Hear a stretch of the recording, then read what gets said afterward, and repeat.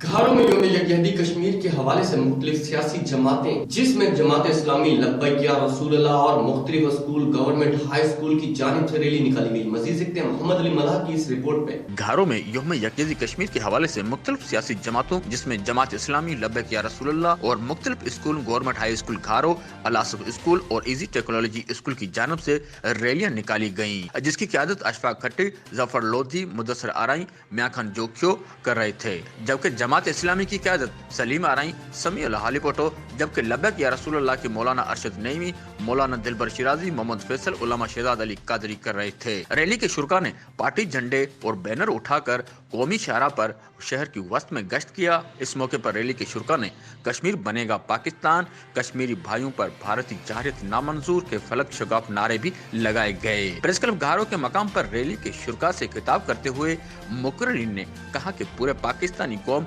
अपने कश्मीरी भाइयों के साथ खड़ी है और हम भारतीय मुजालम के खिलाफ भारतीय वजीर आजम नरेंद्र मोदी को ये बताना चाहते हैं कि अगर वो कश्मीर में अपनी हट धर्मी से फौरी बाज नहीं आया तो वो हम पुरमन पाकिस्तानी अक़वाम मुत्तहिदा के तमाम तर कवानीन को बालाए ताक रखने पर मजबूर होंगे। कैमरा टीम के साथ मोहम्मद अली मल्लाह, राज न्यूज़, घारो।